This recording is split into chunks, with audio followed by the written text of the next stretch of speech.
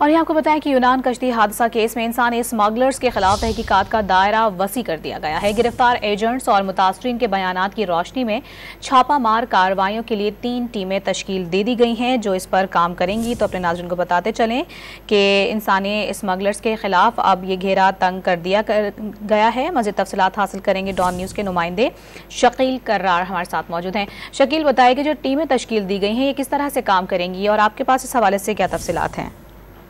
जी बिल्कुल, पीए के जराये के मुताबिक DGFIA ने हालिया दिनों में आला और इस बारे से जो अपडेट्स हैं वो उससे दी है कि अब तक कितने मुल्ज़मान गिरफ्तार हैं और कितने मुकदमात दर्ज हुए गिरफ्तार होना बाकी हैं। तो इस वाले से जो बकाया मुल्ज़मान हैं उनकी गिरफ्तारी के लिए अब DG ने जो 3 अफसरान की सरबराही में रेड के लिए मुख्तलिफ जो है वो टीमें तश्कील दे दी हैं जो पंजाब के मुख्तलिफ अजला में इंस्पेक्टर को शामिल करके मुख्तलिफ जगहों पर छापे मारेंगे और जो मुल्ज़मान हैं, इंसानी स्मगलर्स हैं, उनको जो है बगैर गिरफ्तार किया जाएगा। जो नेटवर्क है, नेटवर्क के बाकी लोग हैं, उनकी गिरफ्तारी के लिए जो है वो भी काम किया जाएगा। ये जो टीमें हैं गुजरात, मंडी पौदीन, लाहौर और पिंडी के अजला के लिए खासतौर पर टास्क दिया गया कि यहाँ जो भी इंसानी स्मगलर है जो इस हादसे में मुलव्वस हैं उनको लोगों को भेजने में उनको फौरन पर गिरफ्तार किया जाए।